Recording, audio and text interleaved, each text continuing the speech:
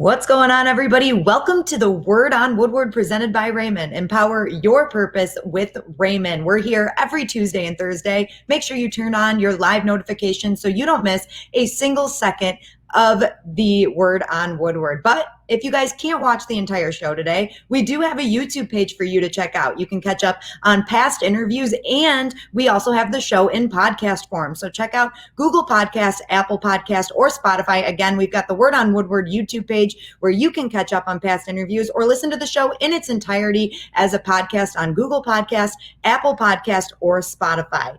I want to let everybody know that there will be a blood drive held at Little Caesars Arena on Tuesday, August 4th. So that is this coming Tuesday. It will be from 10 a.m. to 8 p.m. And you got to schedule a time, so you can schedule your time at redcrossblood.org. Again, that is this coming Tuesday, August 4th from 10 a.m. to 8 p.m. You guys, we have a very busy show for you today, and we're going to have Dan Dickerson on for the mailbag. We've got interviews with the Tigers clubhouse manager, Jim Schmakel, Wings senior content producer, Dana Wakiji, a returning Word on Woodward guest, and the Free Press sports columnist, Jeff Seidel. And of course, for the headliner, we are going to have Johnny Kane joining Art FSD's reporter. So a lot of fun today for you guys. And you can see I'm at the ballpark. There's a lot going on down here. Great show ahead of us. So without further ado, let's bring in Art Regner, our co-host. Art, how you doing today? I heard you went without the dry shampoo, so I got to see how the hair is looking. Oh, it's still looking pretty good. You're looking pretty good. Well, it's going to be a straight dry today. So as the show progresses, my hair will kind of poof out a little bit. I actually shaved. I cut myself. So just, typical morning for me. Getting ready for the Word on Woodward, and I'm all set. I'm ready to go. The field looks beautiful behind you. The Tigers are playing well. Hockey's going to come back in some way, shape, or form. So, hey, it doesn't get much better than this. Art, speaking of the Tigers playing well, that's a good segue into our Big Three presented by Chevy. And our first topic of the day, we're going to talk about the Tigers game last night. As you said, they're hot, and it wasn't any different last night. Let's take a look at the highlights. We're going to pick it up in the top of the third. And at the beginning of this game, Art, I think Tigers fans were a little worried. We thought it was going to be all Royals. They've got the 2-0 lead, and here's Franco with an RBI single at the top of the third. That gives the Royals a 3-0 lead. Now we're still in the third. This is Ryan McBroom with another RBI single. That would put KC up 4-0. Like I said, we thought things might be getting out of hand here for the Tigers, but here's the bottom of the third. You've got Jacoby Jones, probably the MVP of the game, with a double right here. A run would score later in that inning on a sacrifice fly, putting the Tigers on the board. And now we're going to take a look at the bottom of the fifth. You've got Nico Goodrum with a sacrifice fly, deep to left field there, all the way to the warning track. That run will score. Now the Tigers cut the Royals lead to 2. Jonathan Schoop, a guy that we've talked about. We're in the bottom of the fifth, and Schoop nails this one right field. It was nearly robbed. It was so close to being caught, but it bounces off the glove and it goes over the fence. So that is a 2-run shot for Jonathan Schoop. That's his first home run of the season. And we've got a tie ball game at Comerica Park. And I mentioned this earlier. Jacoby Jones might have been the MVP last night. And here it is, his home run, third home run of the season, third hit of the night. And that would be the game winner for the Tigers with a final of 5-4. Look at that swing. Jacoby Jones is really swinging well right now. Like I said, that was his third home run of the season, and he was 3 for 3 on the night with an RBI and 2 runs. Art, you said the Tigers are playing well to start this thing off. What did you think of last night's game? Well, yeah, a couple of things come to mind. I mean, they struck out a lot again. They only had 4 hits, but I think it came down to bullpen and power. I mean, they're hitting, they hit 2 home runs, that accounted for 3 of their runs. They're never out of a ball game. When you have the power, and that was what we've been talking about all season long. If every batter practically, or certain guys are hitting their groove and they can hit home runs, you're really never out of the game. And I think we saw that last night. I was a little bit worried, I guess, a little bit about Matt Boyd's pitching line. Just because he didn't walk anybody, but he had 6 strikeouts and he gave up 4 earned runs. But it seemed to me that Matt Boyd was not out there pitching as much as he was thinking about it. And I thought he was trying to aim the ball. But if that's the biggest worry the Tigers have right now is what's wrong with Matt Boyd, then they don't have a real huge worry in my book. I think Matt Boyd's going to figure it out. He'll get it together. It's the type of player he is. He works tirelessly. So I guess cause of concern maybe a little bit, but overall, again, Tigers aren't out of ball games. I think that's the thing I look at it, because they're able to hit home runs. They hit 2 more last night. That gives them 12 on the season. Gosh only knows when they hit 12 last year during the season. Probably game like 40 or something. And I just think it's a good sign. And an opposite field home run, nothing cheap about that. I was looking at Scope's home run, and I thought Muirfield, who has been a Tiger killer, I'm wondering. He was trying to make the play, and Jones's swing, it's just perfect. You can tell that he's in the groove. I wonder if Muirfield would have let that ball go if it wouldn't have hit the yellow line, making it a home run, and bounced off and became a double. But, I just thought that was really, really close. And at first, when you look at it in the naked eye, you think, okay, he knocked the ball into the stands. But maybe the trajectory, maybe that was going to be a home run all the time. That's why he went up to catch it. But, that was really, really close. But when you're winning ball games and things are going your way, things like that happen. Good teams make their own luck, so to speak. And, that was, and ignited the Tigers. Scope started off a little slow. Now he's coming on. Got to get Crohn's back going back up. But Cincinnati's coming to town after today. Who knows? He seems to like Reds pitching, so it's falling together. The bullpen is pitching very, very well. There's been a few bumps. Starting pitching has been pretty good for the most part. And let's be honest, Michael Fulmer is only going to get stronger. And and Daniel Norris is eventually going to come back and be added to this lineup. And and somewhere down the line, we could see Casey Mize as well. So. At this point, it's early. You can't sit here and I can't be doing cartwheels down Woodward just yet. But it's been a good start of the season, and I'm pretty encouraged by it. I might go ahead when I leave here and do a couple cartwheels down Woodward for you, Art. Okay. Well, I know you can do that. Because as we know, one thing about you, you are an athlete. So. Yeah. So maybe you can bring a soccer ball and kind of kick in between cars or something down Woodward too. You could do it. I could. You're right. I do want to make a correction for you guys. That was Jonathan Scope's second home run of the season. I said that was his first, but he's got 2, and it was a beauty. It was a great game for him and a great game for the Tigers. We're going to stick to talking about last night's game for our second topic of the Big Three, which is our clubhouse update. And of course, for this one, we're going to bring in Carly Johnston, who's got more on last night's matchup. Thanks, Daniela. I know you guys were just talking about the highlights. You and are both given a little bit of a breakdown of the game last night. As we know, the Tigers are coming off of a huge comeback win last night.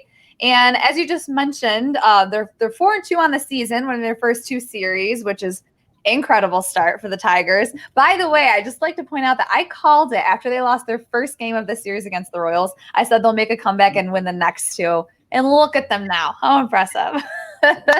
Anyway, Ron Gardenhire, years of the game, to the media. I know. I'm telling you, pat myself on the back. I got to do it. Right. So it's not the first time, Carly. It's not the first time. And it won't be the last, Art. Let's break down last press conferences between the Tigers manager and players. So first up, we're going to talk about Matt Boyd. He was the starting pitcher again for the game last night.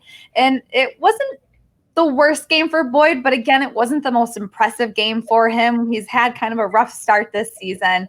He didn't allow any home runs or walks, but he had 9 hits in the game. So he was asked, what are some things that he's looking to improve on? And here's what he had to say about that. For instance, there's a handful of things I can't control. Handful of things that I know that I can continue to do. One thing that I just running away from my fastball a little bit. Fastball was going a little bit this way at times instead of up and down. And, I know how to continue to make that adjustment. Pick up my tempo. Tempo is one thing that, if my tempo, so much benefits from having, good tempo in between pitches. When you have that good tempo in between pitches, it carries over to your delivery, Tempo, one big thing to work on for him. And speaking of pitchers, Brian Garcia, as we know, made his first major league debut last night, throwing a clean 7th inning and going home with his first win. Incredible. Congratulations to him. And onto the offensive play of the game. The Tigers were looking good. Jonathan Scope, Nico Goodrum, some guys you just talked about, helping put points up on the board. But I can't help but talk about the MVP of the game last night, in my opinion, Jacoby Jones. I mean, his defensive play was great, and Jones went 3 for 3 at the plate last night. Let's hear his comments from the game. Obviously, it felt great. I mean, we were battling. Our pitching staff kept us in the game. They were grinding, getting outs. We were having some good at-bats early on, but it just didn't pay off. And then scratch a few runs here and there, and that was huge. And then that home run was big time. And then our bullpen did a tremendous job as they've been doing the last couple games. So, I mean, it's got to keep it up. As you heard him say there, that home run he hit was kind of a pivotal point in the game, put us in the lead, so that was great to see. And the Tigers kick off their second series against the Cincinnati Reds tonight. Hopefully they can repeat that success that they had against them last week. Fingers crossed. I'm optimistic. I am too, Carly. And something else I'm optimistic about. We need to get Art a cutoff shirt like Jacoby Jones was wearing in his press conference, and you should wear that for the next Word on Woodward show, Art. Show off those guns. We need to see it. Sun's up.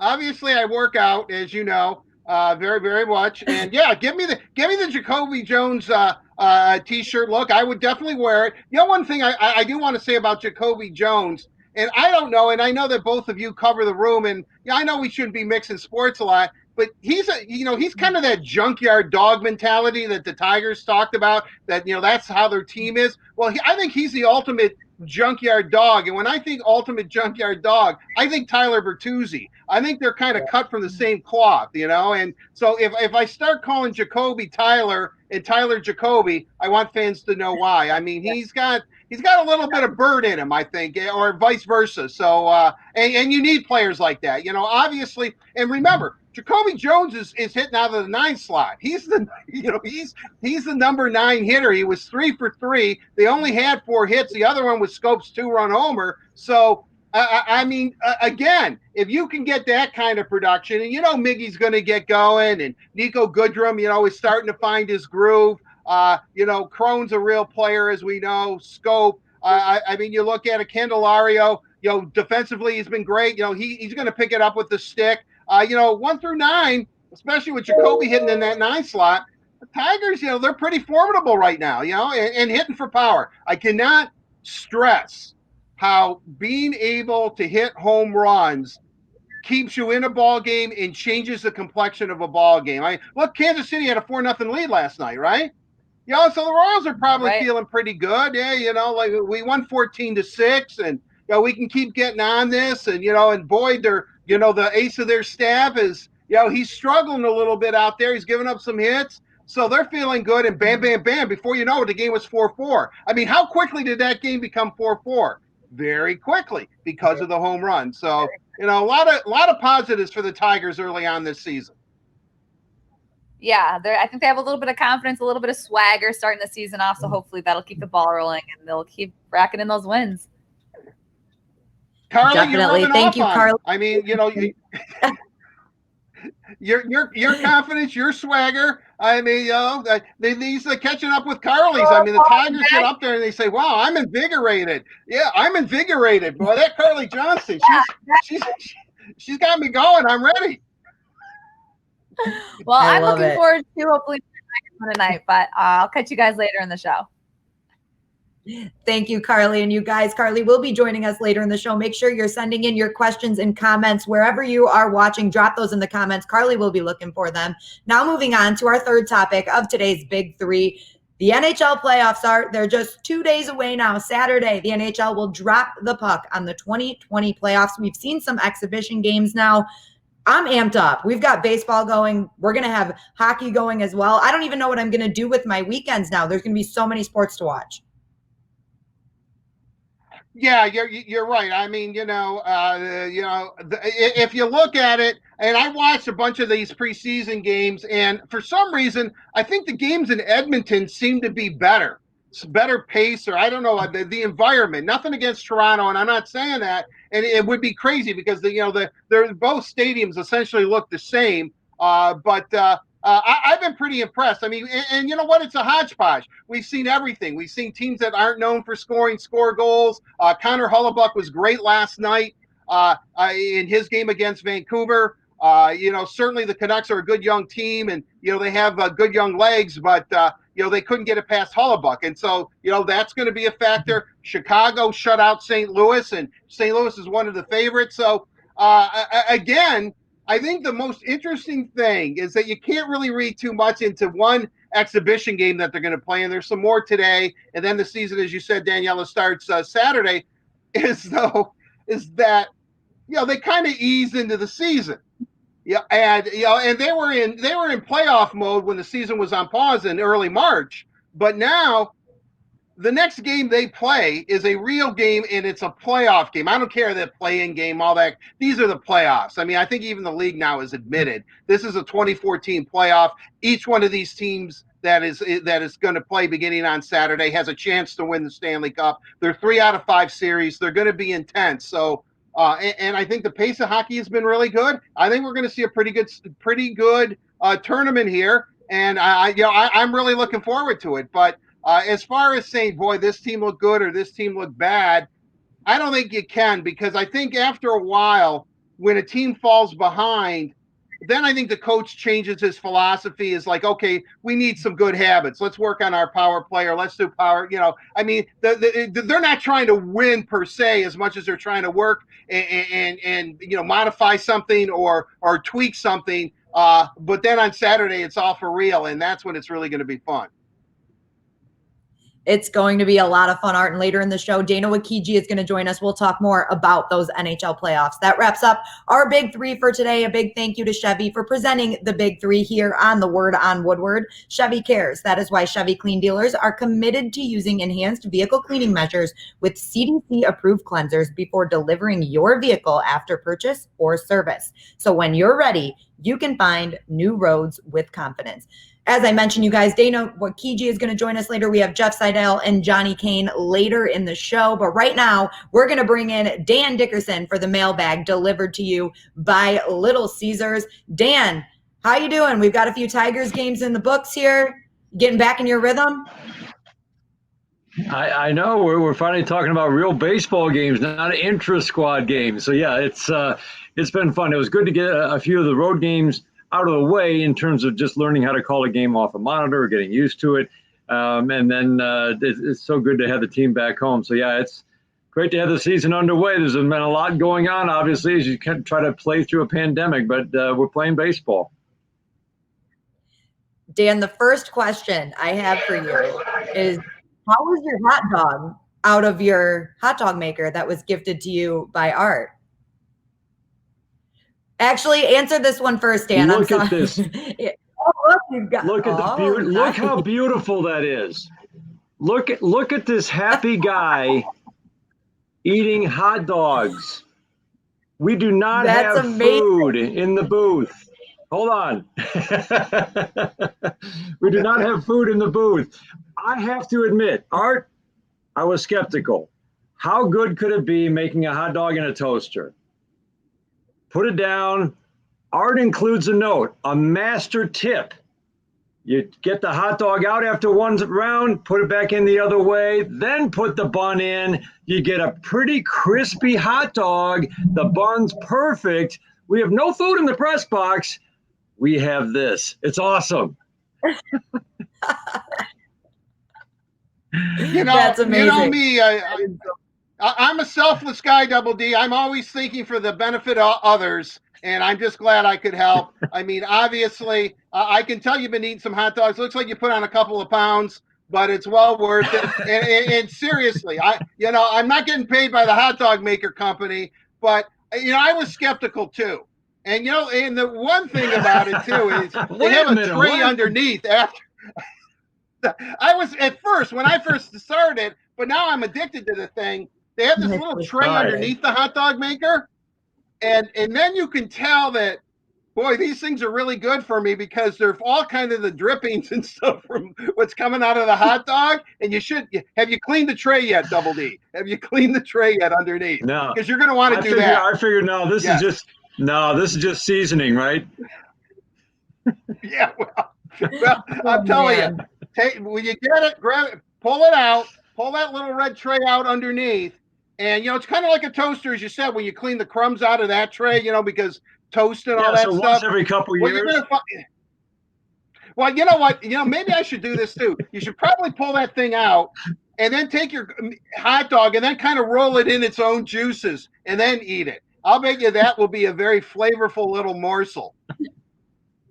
I can bring mine out. I know I'm kind of probably mixing you both up, but let Dan answer his question about Matt Boyd, and then I'll show you what I'm talking about. Yeah, we'll get to that. Even though hot dogs are always the most important thing that we talk about. Let's get to the first mailbag question, you guys. Josh from Washington Township asks, "What did you see from Matt Boyd last night?" And Dan, that one is for you.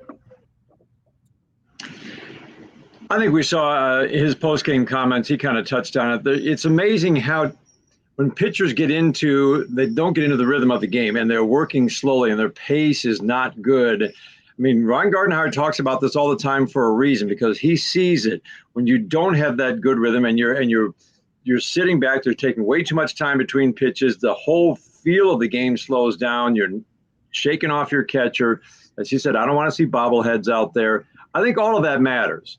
And I'll be surprised if he doesn't make the adjustment. What I saw last night, the pluses, the final line was not good. The pluses that we saw, that curveball right there, he finally broke that out. He threw 5 and none after the first inning in his first start. He threw 10 last night. He added in 8 changeups. That's 18 pitches, and he threw, I think, 7 changeups and curveballs in his first start. Those are the pitches that are going to be absolutely critical for Matthew Boyd if he's going to be as good as we think he is. Remember how good he was to start through 12 starts last year. The home runs really were the only difference in the second half. This is a guy who he finished strong, no walks, 6 strikeouts, good sign. And I agree with Art. If he does it, he's the least of your worries right now. He'll figure it out. I'll be surprised if he doesn't rip off several good starts in a row. That's good to hear, Dan. Glad that you think you saw some improvement in Matt Boyd last night. And like you said, it's always great to hear from him that he kind of pinpointed exactly what he thinks he needs to work on. And hopefully his next start, we can see him improve even a little bit more. Now, Art, your question 2, Alan from Pontiac asks, how cool is this? Now, Ethan Bear has his name spelled in Cree to celebrate his indigenous heritage. I think that is super cool. I wouldn't have known what it said without the caption, obviously, but that is so awesome. I think it's great to celebrate all of the different ethnicities out there and everybody's heritage. Well, certainly, if you've watched Canadian TV your whole life, like I have, and I'm sure Double D has as well, because Canadian TV when we were growing up was a lot more liberal than American TV. And they had very interesting television shows on, and I used to watch it quite often. And I know that the indigenous people in Canada, they have always treated their indigenous people with respect. I think that this is National Indigenous Month in Canada, and it's just a way of paying homage to the native peoples of this land. And I think it's wonderful. I think it's absolutely beautiful. And the thing is that, at this time of year, Ethan Bear wouldn't have been able to do it because there would have been no hockey. So I think it's a really, really nice touch and a way to honor his heritage. And, and I think for the National Hockey League that, is trying for diversity and hockey is for everyone. I think this was also a really good step. Agree with you for sure, Art. And we'll move on to our third question. This one is for you, Dan. Phil from Westland asks, with Soto and Cisnero pitching well so far, who benefits more, the starting pitchers or Jimenez? Well, it's a great question. I mean, you think, first of all, about the back end of the bullpen. When a manager can figure out who he has to protect leads late in games, and there are a lot of question marks coming in beyond Farmer and Jimenez, then I think he feels his bullpen is coming together. And right now with Soto and Cisnero and you have to add Brian Garcia to the mix because they love that arm. He hasn't pitched a whole lot yet, but he's going to be in the mix. Stuff looked really good last night. I think the back end of the bullpen is shaping up nicely, and that helps those guys. I think it also helps the starting pitchers, because if you have a bullpen that's good at protecting leads and is doing a job by putting up zeros, and this bullpen right now in 2 days has put up 8 consecutive perfect innings, 24 up, 24 down, then you know that you maybe have a little room for margin for error in terms of it's not like you're going to ease up, but you also know that on a day when you're maybe off a little bit, like Matt Boyd was last night, your bullpen can pick you up. And that's not a small thing either. So it really goes both ways. But more than anything, for Ron Gardenhire and his staff to figure out who are my guys to protect leads late, beyond the 2 that we knew coming in, Farmer and Jimenez, that's a big deal. And right now you've got the makings of it. I can't say enough about what we've seen from Gregory Soto in the early going. I mean, this guy has been incredible. The big question with him was, could he throw the ball over the plate with any consistency? Could he get swings and misses? We knew about the power arm. Now he's locating at 98 down and away. He's got a slider that's an absolute wipeout pitch that he got Gordon with there. And the fastball is just electric. I mean, when you spot 98, it's like a completely different pitcher from last year. So that's exciting. It's only a few innings so far, but it's so different. The strike throwing is so good that you sit up and take notice, and it's a big development for the bullpen. Tigers bullpen definitely seems to be shaping up and heading in the right direction. You guys, let's look ahead for this last question here. This one is Jim from Milford, and he asks, with Cincinnati back in town tomorrow, do you guys see a similar series that we saw last weekend? Do you think it will be similar? Do you think Cincinnati's going to come out any different? Art, we'll start with you. Okay, before I answer that question, here is the hot dog maker, and there's a little tray underneath right here. It comes out, and you better look at this pretty soon, Dan, or else it's going to start to smell. You have to clean this thing out. This is because it's like a drip pan, for a broiler or something. So it just slides in and out. My suggestion, clean it. You have to clean it.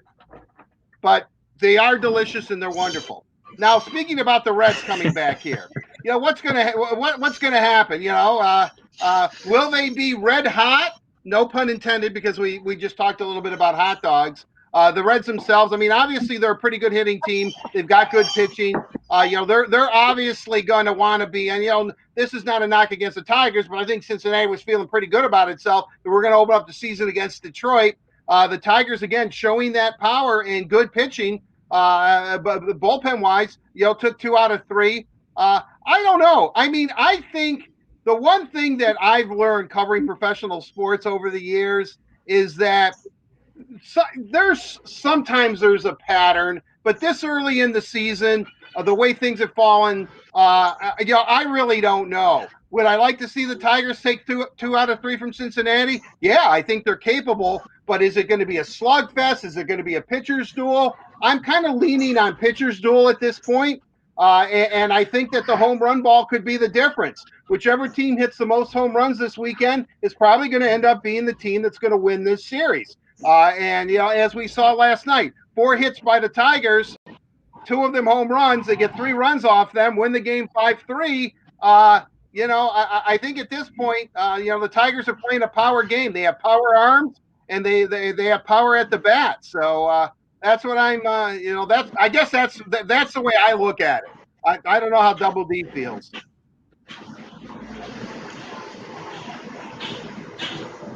I'll start right away with the start.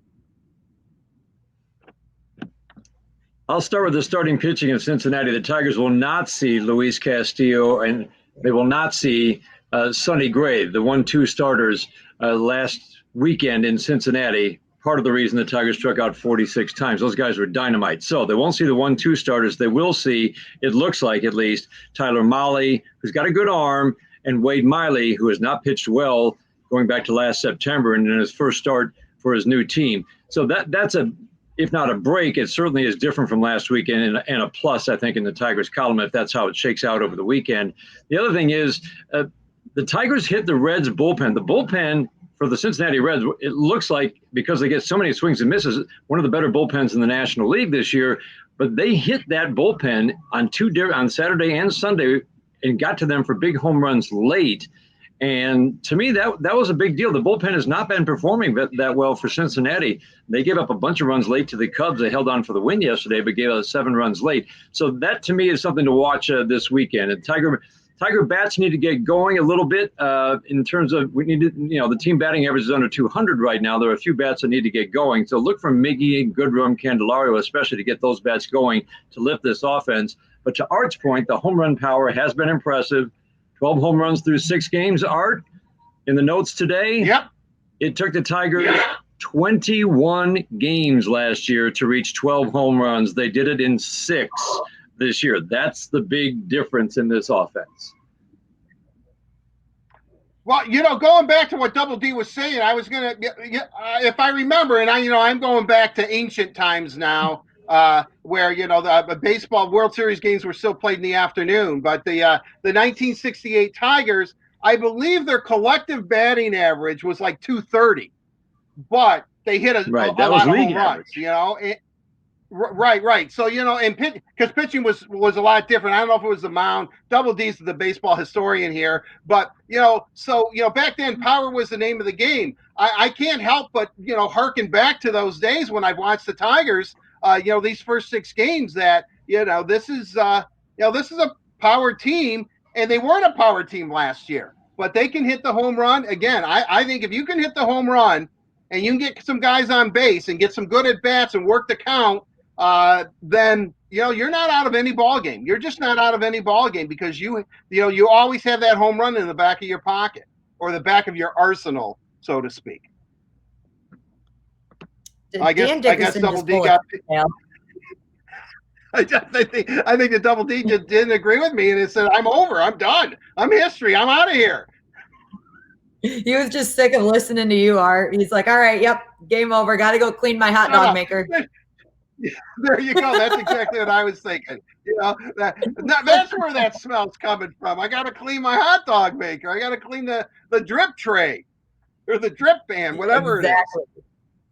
All right, Art, enough of this hot dog talk. Let's talk some pizza. Little Caesars delivering the mailbag right here on the Word on Woodward. Little Caesars is now the official delivery or pizza delivery of the NHL. Super exciting news for Little Caesars. And of course, they're proudly presenting their hot and ready pepperoni cheeser. You get a large pizza topped with classic pepperoni, fresh mozzarella, and a toasted Parmesan and Asiago cheese crust for just $7.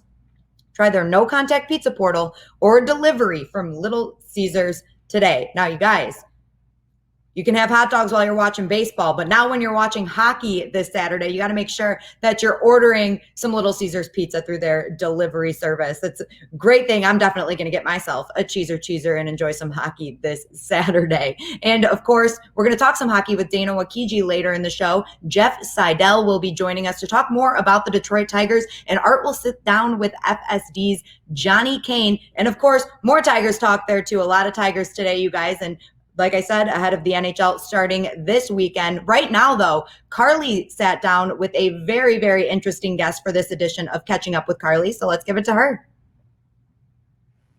That's right. It's time for Catching Up with Carly, presented by Meyer. And today I'm joined by Detroit Tigers clubhouse manager, Jim Schmeichel. How's it going, Jim?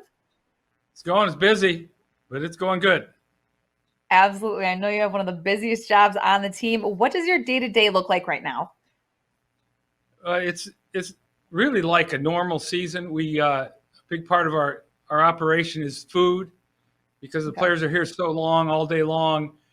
We have 3 meals for them, and we have a real neat app where the players actually can order their breakfast, their lunch, their dinner for day games on their phone in the morning or even the night before, and they can order their food all day long on this app, and it shoots into the kitchen and it shoots into the kitchen upstairs, and they can basically get, I think, pretty much anything you could want. And that's a big part. We get here, we start working on that the minute we arrive at the stadium. In addition to that, there's usually a change once or twice a week in terms of personnel. Dave McKay got sent out to the Toledo Taxi Squad, and then they brought Anthony Castro back. So we sort of have to switch all the jerseys around and the jackets, make sure the shoes are there at any time there's a change. And then we're also in charge of maintenance in the clubhouse in terms of like vacuuming, garbage, kitchen, keeping it healthy and clean, the stairwell down to and from the dugout. So the guys not only that work for me help with the food, they're also doing bat boy duty. A couple of the guys are in the stands. There's nobody in the stands, so they're retrieving baseballs that might go in the stands during batting practice and during the game. And like I said before, go ahead. So I'm a little jealous about the food, but tell us more about the preparation for games and batting practices. Well, like today, the players were told to come in at 3:30 because it's supposed to rain. I have no idea if it rained or didn't rain. But each day that we have a home 7:00 game, there's batting at 4:00. Our bat boy and two of the guys that are helping on the field come in, and they have to prepare like coolers of water, coolers of Gatorade, and with the virus, they have to wear gloves, of course, a mask. I have my mask in case anybody's asking. But they set the dugout up, and we have to set the coolers up so that the coolers are open, so that not everybody's not touching the coolers. They don't want a lot of different touches by each player's hands on things like the cooler. Helmets are cleaned every night. Like before the first game, we have a spray we spray on the helmets, and the bat boy and his guys help do that before they put them into their slots in the dugout. And then after they hit, he has a spray bottle of the bat boy where he sprays the helmet, puts it back in the slot. And when anybody uses something and they go to the batting cage, he's supposed to spray it down with this disinfectant. That's quite a difference, of course, from last year. We never did that. The bat boy puts two big ball bags of baseballs for batting practice out there. I prepare a smaller, what we call pitcher's bag for the bullpen catchers to take to the bullpen so that they can use what we call rubbed baseballs. Baseballs have to be rubbed. Brand new baseballs are rubbed with Delaware River mud. And we prepare for the game 108 for the umpires, and then 36 for the bullpen, and then we have backup of about 72 to 84 baseballs in case the players start fouling a lot of balls off or for whatever reason.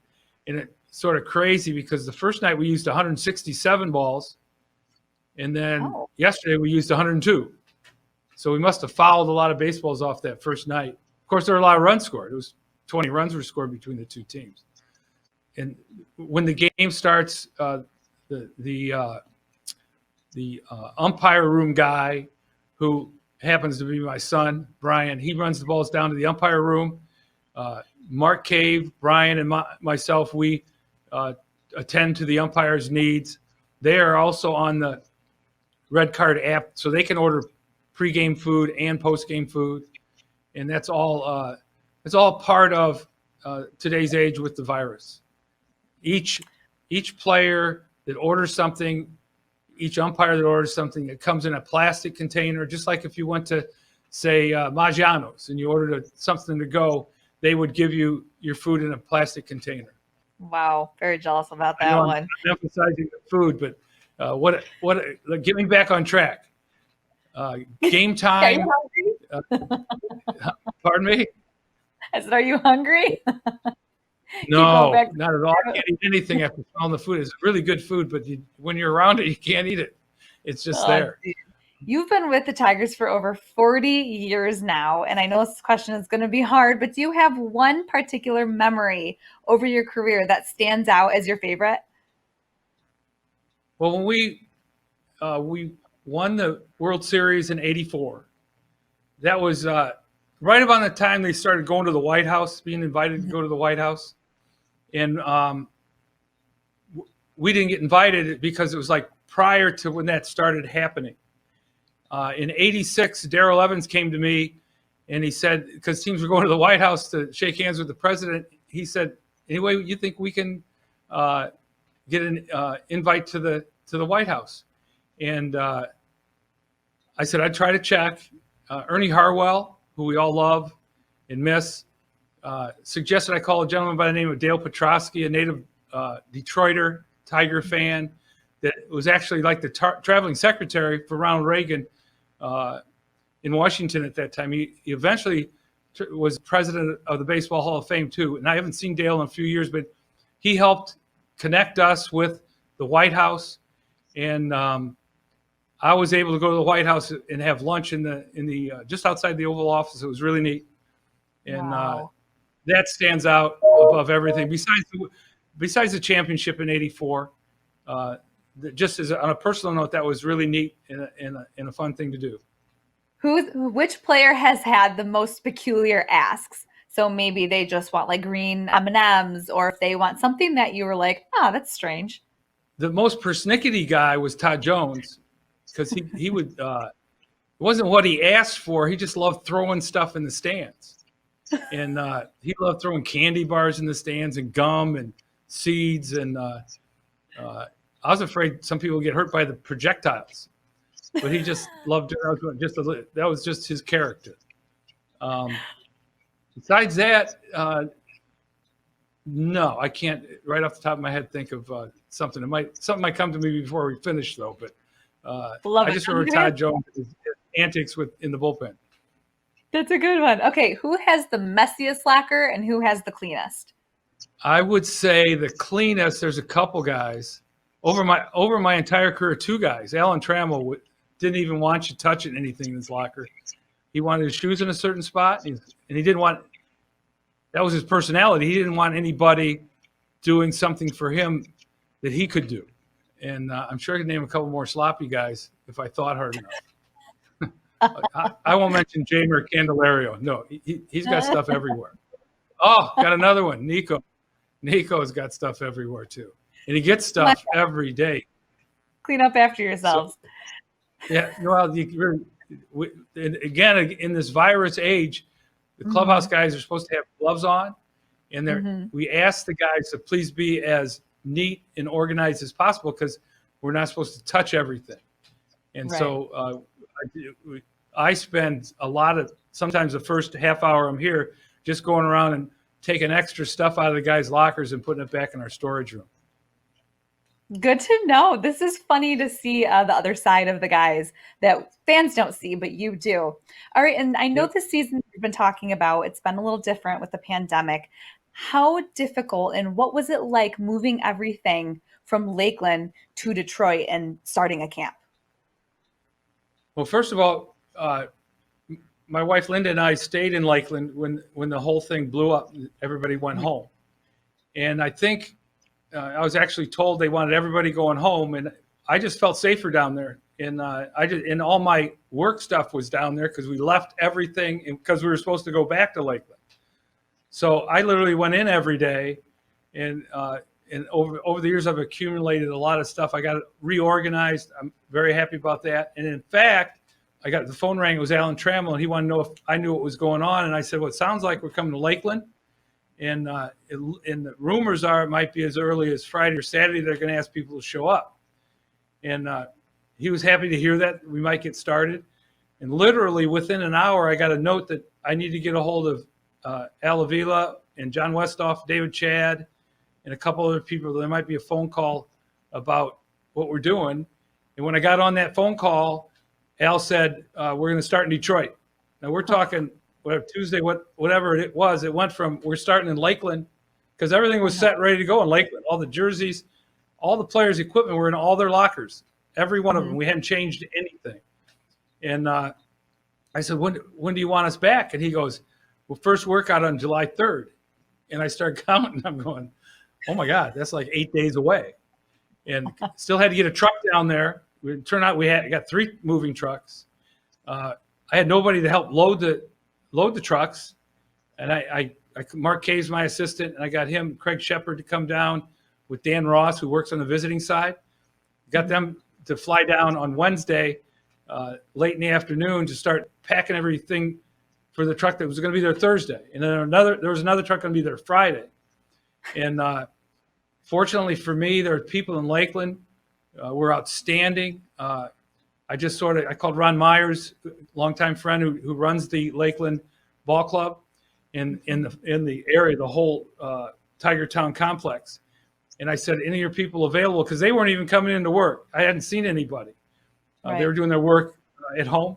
And he said, well, I'll call a few people, but they're really, a lot of them are nervous about the virus. So he says, if they can, I'm sure they will, but don't, you can't count it. Every one of them showed up 8 o'clock the next morning. Because if anybody's moved out of a house, you know how tough that is. But we had to move this whole building. And so we got the first truck packed Thursday, the second truck packed Friday. The four of us flew home, Mark, Dan, Craig, and I. We had to take another saliva test on Sunday. The minute you take the saliva test, you have to sit out for 2 days. You can't go into work. You have to stay away. So we couldn't even go in and unpack the trucks. We got in Wednesday morning at 9 a.m. with Friday being the workout at 7:30 in the morning. And we went, uh-oh, how are we going to get this done? We had to do the spacing. We had to space the lockers out. I had to start on the food. We'd never had this app before. I always just supplied the food. I had caterers come in. Had a lot of different things to get done. But again, with the help of my clubhouse men that worked up here, my staff that was in Lakeland all showed up, came in and worked. People in the front office in Detroit helped out. Got everything unpacked, everything ready to go by 11 o'clock Thursday night. It was incredible. That's a long story, but that's how it unfolded. That's how it happened. And it just goes to show how great of a guy you are, that many people would drop anything to come help you. Jim, your work behind the scenes does not go unnoticed. It's been so great talking to you. Thank you so much for joining me and catching up with Carly, presented by Meyer. Well, thanks for having me. Thanks for giving me a little break. Love it. Go out there. You got a gang tonight. I'm really excited to see you sometime soon, hopefully at the ballpark. Thank you, Carly and Jim. That was a very interesting perspective on what goes on behind the scenes of a baseball game. Now, you guys, Carly's going to stay with us because it's time for Bet You Didn't Know, presented by Motor City Casino Hotel. And today's Bet You Didn't Know, Carly also knows what we're doing. She's got all the answers. So, Carly, I'm going to let you take this one away. We're going to do some breakdowns of the Tigers and their matchups against the Royals. We got a whole plethora of baseball to talk about. Okay, you guys. First, we're going to start with Art. So, Art, we've been talking a lot about pitchers like Matt Boyd, Michael Fulmer, Buck Farmer, and more.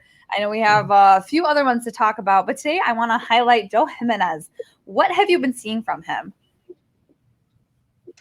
Well, first of all, Carly, I want to say plethora, great word, one of my all-time favorites, and you used it in a sentence, so way to go. You know, pat yourself on the back for like the 5th time in the show today. Terrific job. You're really good at that, and I think you enjoy it. You know, Joe Jimenez has been one of these guys that I have heard about for a number of years. You know, when the Tigers draft somebody, they take him down into the minors and you start hearing about him. And my good old friend, real good friend of mine who's covered the Tigers for a long time, Pat Caputo, was talking to me about Joe Jimenez years ago. And, you know, I'm going to do my Caputo impression. Look, I've been covering the Tigers since 1901, okay? Okay. Well, Pat would always talk about Joe Jimenez, and so he's always kind of been on my radar. And the thing that I really, really like about Jimenez is now he leads the major leagues with 4 saves. Pat told me way back then that this guy is going to be the Tiger closer. They're grooming him for the closer, and that's exactly what he is. He's a 2018 All-Star, but since he was named closer last year in August, he has converted 13 of 14 save opportunities. And really, and look at that, strikeout to walk ratio is 5.71.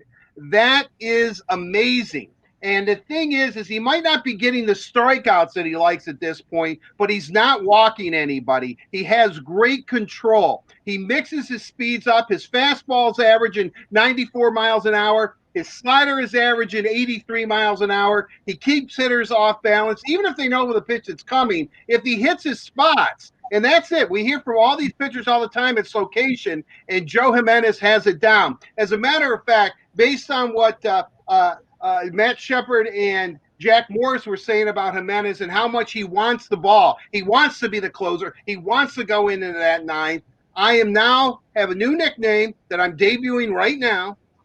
I'm going to call Joe Jimenez. Instead of Joe Jimenez, I'm calling him CC Jimenez for control and confidence, because that's what he has. He has great control on the mound, and he has great confidence, and he wants to be there for so long. And the Tigers have had some great closers over the years. I know that. But that has always been kind of the bane of Tiger fans' existence, has been the bullpen. It's much like, for years, the Red Wings needed a big, strong, defenseman on the blue line, some guy that could pulverize people. Well, it's always, God, if only the Tigers had a bullpen. If only the Tigers had a bullpen. Well, I'm not going to, the Red Wings had Nick Lidstrom back then, who might not have been the most physical guy, but one of the greatest of all time. Who knows? Maybe CC Jimenez is going to now be that guy. I like players that want to be put in those situations. And he wants to be the closer. He's proving he wants to be the closer. So that when he goes out there, he's going to give you everything that he has. Great control pitcher. That's what I like about him. I just like guys that want to be in that moment. And Joe Jimenez, or CC as he's affectionately known, is one of those guys. So, that, and that's huge. That's absolutely huge. The back of the Tigers bullpen with George Buck Farmer and Joe CC Jimenez, I mean, if you look at it, that's pretty good. I mean, that solidifies something. That cures a lot of your ills, and I'm power obsessed today, plus the power that this team has. Well, the Tigers, and, it's early. It's 6 games in. I understand that. I know they're 4-2. They were 7-3 last year, but this is a 60-game schedule. They're a much better team than they were last year. They play better defense. They can hit for power. Their bullpen's coming together. Their starting pitching, I think, is going to be fine. So there's a lot of things to like, especially with young Mr. CC Jimenez in that closer role. I love it. I love the guy. Love it. We need a confident guy to close it out, and I think CC is definitely in the running. Okay. Daniela, I don't want to undermine the success that the Tigers had in the past couple of games at home, but do you think home field advantage played towards that at all in this series against the Royals? Well, I think it definitely did, Carly. And the reason is the Tigers have had a lot of success against the Royals at home. There is really no place like home for the Tigers. They had, like I said, a lot of success against the Royals, one playing right here at Comerica Park, going 7-3 against them last season and taking 2 of 3 so far this year. Additionally, starting pitcher for tonight, Ivan Nova, has also pitched better at home, with his career ERA dropping nearly a full run and the opponent's batting average dropping almost 30 points. So Comerica Park is spacious, but expect Ivan Nova to be at his best when the ball's on the ground. Last season, he threw his sinker and curveball over 50% of the time. So look out for the infield to be busy tonight, and as Nova goes for his first win as a Tiger. So hopefully he can do that right here at Comerica Park. Like I said, he's had a lot of success in his home game, so we're looking for him to kind of continue that in a Tigers uniform. It should be a really fun matchup tonight. I'm expecting big things out of the Tigers tonight against Kansas City as they close out this series. Carly, we've talked a lot about the Tigers bullpen. Art seems pretty impressed with it. What have you seen so far in this series with Kansas City? I agree with Art. I think the Tigers bullpen has been outstanding, especially the past couple games that we've had, with 7 different pitchers throwing 10 innings without allowing a run against the Royals. I mean, that's pretty impressive when you look at those stats. As Art mentioned, Joe Jimenez, or CC as he likes to call him, has locked down the 9th for the Tigers, but especially in this unique season with the starters still stretching out a bit, being able to fill in the 5th through the 8th innings, that's key with Gregory Soto, Jose Cisnero, and Buck Farmer starting to put together a formidable bullpen for the Tigers. Another big word for you, Art, formidable. So I'm impressed. Don't press your luck there, Carly. Don't press your luck. Let's one big word to show is let's work with that. All right, let's take some baby steps. If we were playing Words with Friends or Scrabble, I'd be running. Another pat on the back for me Yeah, today. you would. Okay, I'll give you that. But yes, I agree with Art. I've been thoroughly impressed and looking forward to seeing what they're going to do in the series again against the Reds. That's right, you guys. The Tigers are taking on the Kansas City Royals to wrap up the series tonight. Game time is at 7:10, so make sure you are tuning into that. And that wraps up our Bet You Didn't Know for today, presented by our friends at Motor City Casino Hotel. Carly, don't go anywhere yet because I know that you have been monitoring both the Red Wings and the Tigers' social media channels. What do you have for us today? That is right. And as we continue to talk about the Tigers, and I know we've mentioned this guy a few times, let's check out these pictures of Miguel Cabrera having fun out on the field. I mean, I guess when you're 4-2, you got a smile on your face, but this is a guy who has a personality as big as his batting power. So it's fun to see him out there having fun with the team. I know they all have a really good bond. And then now on to the Wings. A special happy birthday to Michigan native and a lot of people's favorite Red Wings player, Dylan Larkin. Happy birthday, Dylan. And we have something special going on today. In honor of Dylan's birthday, our dedicated fans have a chance to win an authentic jersey autographed by Dylan Larkin. How exciting, right? So all you have to do to be entered to win, you just head on over to DetroitRedWings.com and submit the form and cross your fingers and hope for good luck. So once again, happy birthday, Dylan, from the Word on Woodward. But fans, just remember to send in your questions. We'll be answering them later on in the show. So send the question in on any social media platform. I'll catch it, and hopefully we'll get to it and answer it later on in the show. Thank you, Carly. As she said, you guys make sure you're dropping your comments and questions in the comments in whatever platform you are watching us on. You guys, we still have Jeff Seidel coming up to talk more Tigers, and Art will sit down with FSD reporter Johnny Kane. Right now, I promise you guys, we didn't forget that the NHL playoffs are starting this weekend. So let's get into Art and I's interview with Dana Wakiji. It's time for Downtown Hockey Town, presented by Labatt Blue Light, and today's guest is a returning Word on Woodward guest, senior content producer Dana Wakiji. Dana, thank you as always for joining us. We're excited. We've got some hockey happening. Yay, we can watch hockey. I'm so excited. In fact, I've got some on right now. The exhibition game between Tampa Bay and Florida is on right now, so that's awesome. Let's talk about a couple of those exhibition games. We had 4 exhibition games happen yesterday, and we've talked a lot about the style of hockey that we're going to see in this upcoming playoff. Now that we've seen a few exhibition games, Dana, how are teams looking, and what do you think that style of play will be? Well, I think so far it looks pretty good. I didn't think that it was going to be quite as good actually as it has been, but some of these teams, like we've talked about Edmonton in the past, they're a younger team. They've got those young legs. So maybe they have a, quote, leg up on some of the competition when it comes to these types of things. But I also think a lot of these teams that were expecting to come back and play really took their training seriously and kind of stayed in shape as best they could, even if they didn't have access to ice. I'm watching like Braden Point here. He already has 2 goals in this exhibition game of the first period. So he obviously hasn't missed a beat. And so I think a lot of it's going to depend on how many of these players can stay healthy and, can everybody, avoid getting COVID while they're in the bubble. Dana, I couldn't agree with you more on that. I mean, I think you're absolutely right. And what's interesting about it is that, Steve kind of alluded it to in his one of the press conferences that he had recently. I don't know, what was that, like 7 years ago now? But that when he said, we'll see who wants to be a player. We'll see what these guys do because they're all on their own. And he was specifically talking about the Red Wings.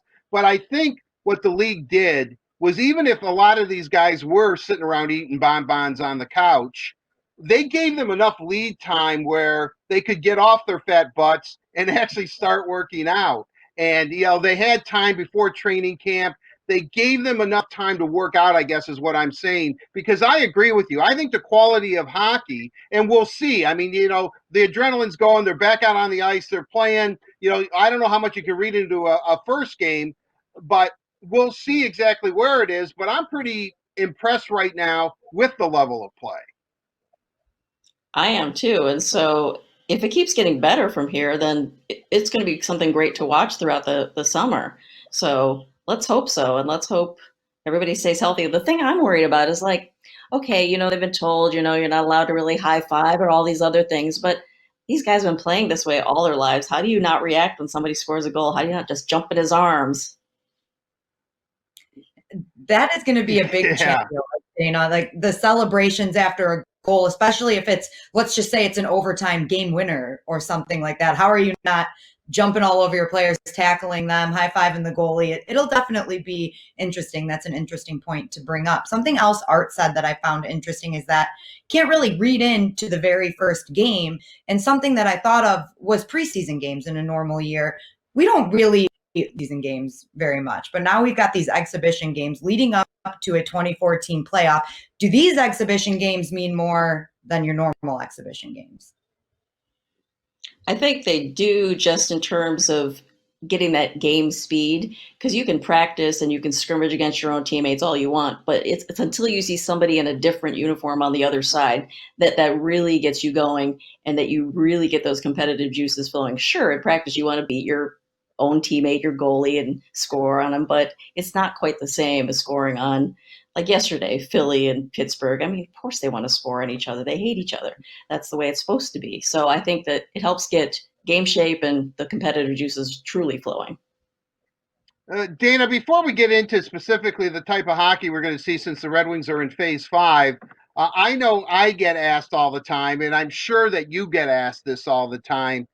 At this point, what are the Red Wings doing? There isn't a whole lot emanating from Little Caesars Arena or wherever all the administrators are at this point. I mean, I don't think until we get this playoff underway and it looks like it's going to work, that the Red Wings really don't have much to do right at this point. Hopefully, guys are staying in shape. Well, I think some of the younger guys, the ones, I'm thinking specifically guys like Taro Hirose, who really need to add strength. Those are the guys who this time is going to be perfect for, because they're in the gym every day. He's probably in there 4 or 5 hours a day just because he needs to gain that strength. Other guys like the BT Express, Anthony Mantha, he's doing his thing. He's got a routine. He can stick to it, but they just can't get too overwhelmed at this point. So, because, they don't want to tax themselves and get injured before whatever happens. So, right now they're not doing a lot. And in terms of the front office, some of the players in Europe are starting to get their seasons going. So they might be tuning in to watch them, either via video, or I don't think they can quite go over there yet. But when they do, when they are able to travel, they'll probably get on the plane and go see them play. Dana, in a normal season, July and August, the teams start to get together and do some summer workouts. Obviously, that's not happening this summer. The playoffs aren't even starting until August. But do you think the league will start to allow some of the teams that didn't make the playoff to work out together and do some official practices? Or what do you see in the future in that sense? I remember we talked to Luke Glendening about that when they sort of had their season-ending availability, because he's one of the player reps, and he was hoping that they would do something like that. And I know they've talked about it in the NBA, having their own separate non-playoff bubble, but I doubt they'll do that here. But maybe if they could at least have them have some sort of mini camps with their coaches, they can communicate with their coaches via Zoom calls and whatnot, but it'd be better to be able to get on the ice and work through some of the skills that they normally do every August, September before training camp starts. Still a lot of unknown with the NHL, but we do know that we have seen some exhibition games, which we already touched on a little bit. I wanted to ask you both, actually, specifically about Edmonton. We have had the discussion that obviously Edmonton has the young legs. Connor McDavid had 2 goals yesterday in their exhibition game against Calgary. But one thing that, Art, you always mention is that you think goaltending is going to be huge in this upcoming playoff. And during that exhibition game between Edmonton and Calgary, Edmonton had some solid goaltending between Mikko Koskinen and Mike Smith. They were both in there with some ice time, only allowing 1 goal between the two of them. And I believe it was Mike Smith that ultimately gave up that 1 goal. But now you're looking at Edmonton from their threats up top, and then you've got their threats in net too. And Connor McDavid himself said, this is going to be an advantage for us to have 2 goalies that we can trust. Dana, start with you. Do you think this adds something for Edmonton, or is this something you expected? No, that definitely adds something for Edmonton. I think that was something they'd been lacking in previous years. But if you can have not just one but two goalies going, that's the perfect thing to have in case someone goes down, gets hurt, gets sick, whatever it is. If you have that kind of depth, then it'll definitely help your chances going forward in the playoffs. Well, I look at it this way. I mean, for a guy like Mike Smith, who's almost like the forgotten goalie, at Tampa, and then Ben Bishop comes along, and he moves on and second string and goes up to Calgary, and now he's in Edmonton. I mean, this is a sprint. Any way you look at it, even though they're going to be playing best of 7 series here eventually, if he can get hot, I mean, this could be it for him. I mean, this could be the best opportunity he's going to have in his career to win a Stanley Cup right now and be the guy. So I think there's a lot of motivation. We talk about the young players here, and rightly we should. They're in shape. They have the legs. They're supremely talented. It's certainly a young man's league.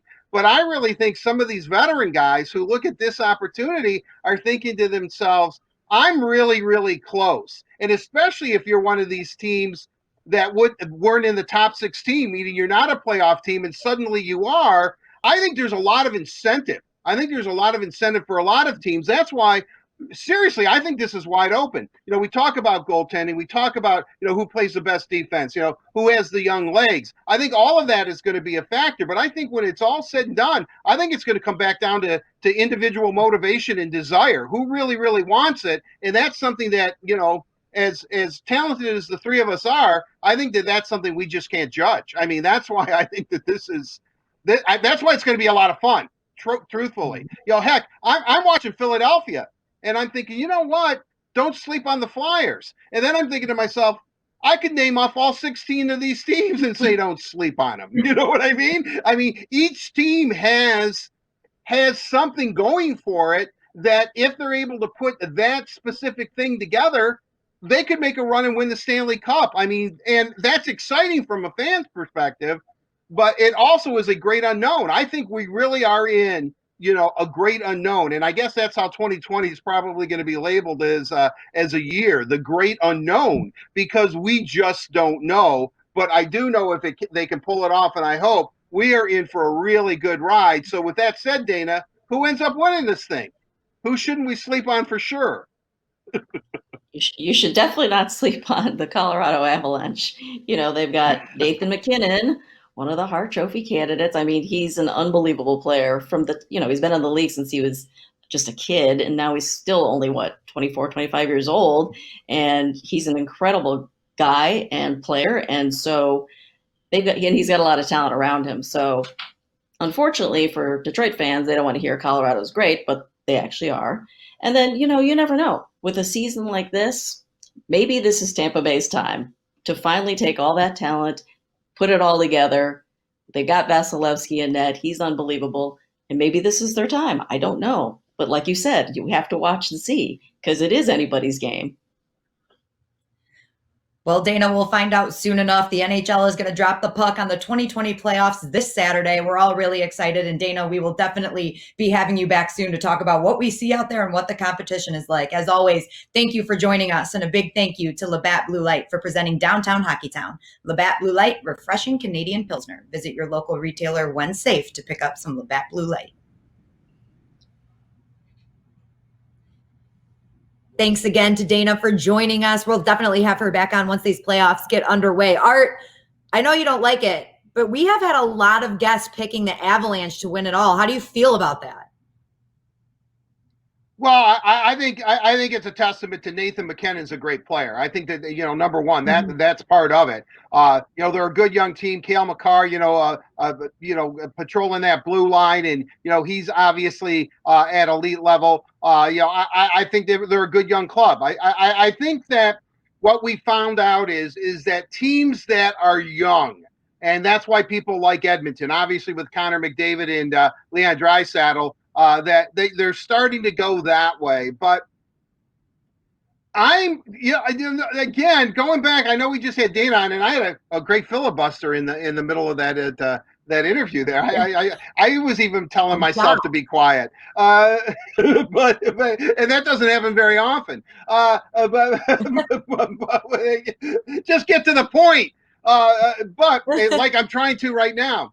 I really think that we're sleeping on veteran teams. And so that's why I'm looking at a team like the Boston Bruins that, and with that line of, and although Pasternak, I know he's playing now, and Marchand and Bergeron and, Tuukka Rask, who's a Vezina finalist, I'm almost starting to lean because they've been there, they're experienced, they're playing playoff games right away after having almost 3 or 4 months off. So I'm almost starting to change my philosophy and looking at it and saying maybe it is Tampa's year, maybe it is going to be Boston. I still like the Vegas Golden Knights because of Marc-Andre Fleury, who's a veteran. So I can see why Colorado is the team. And you're right. I know, Daniela, you like Colorado a lot, and they're a supremely talented team, and they're loaded.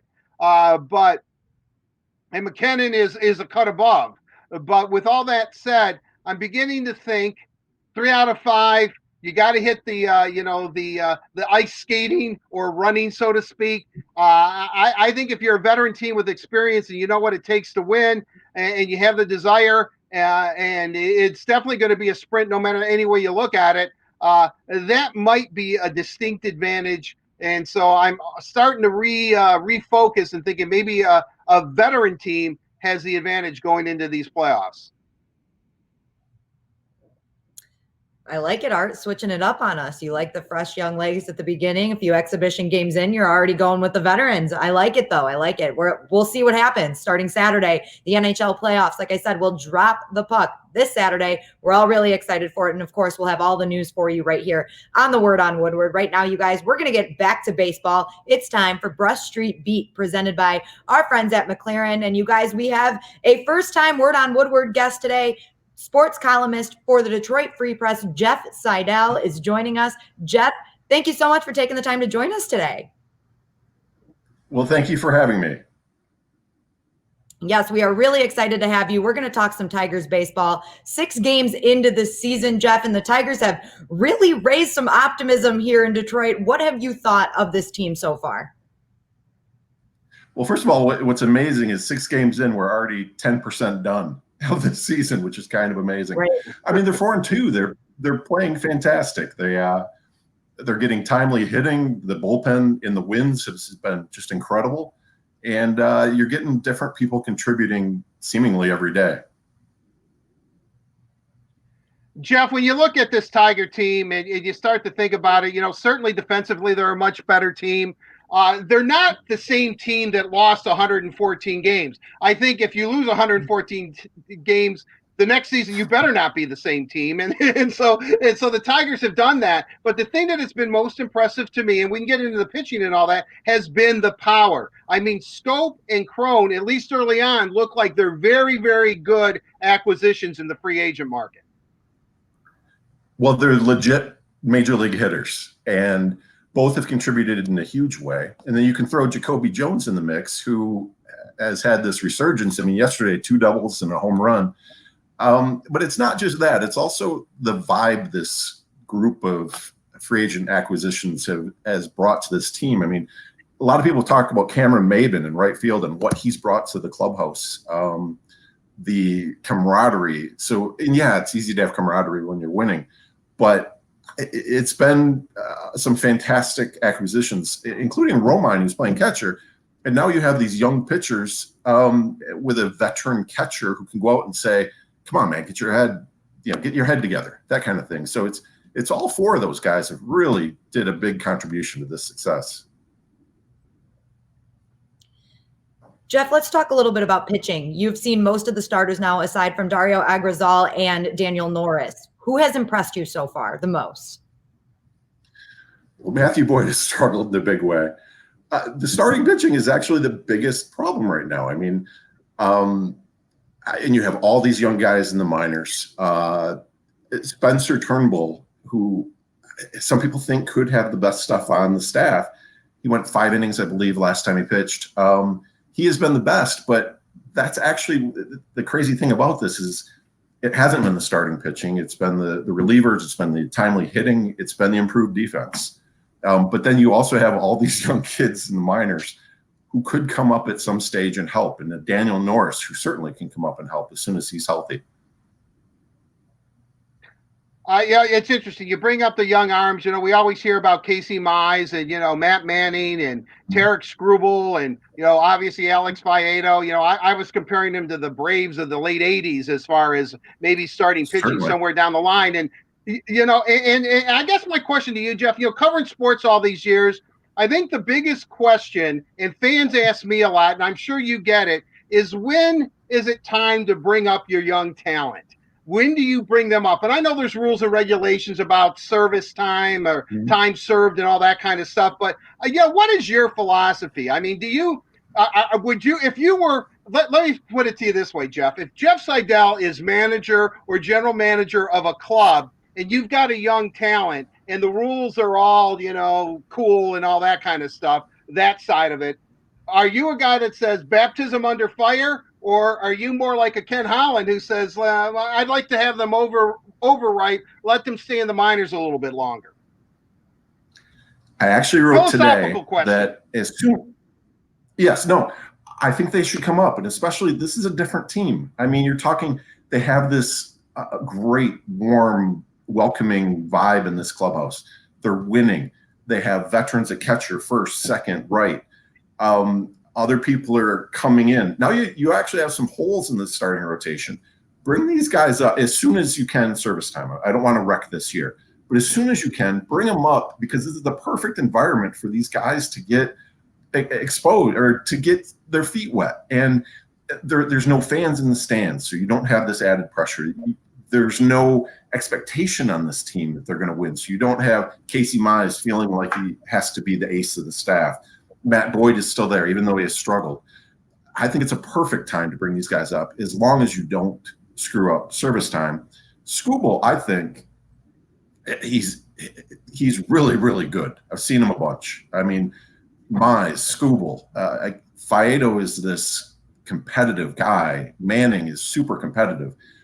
They have the makings of something special, but what I love about this group that's on the Tigers right now, just having a veteran catcher can help those guys in such a big way.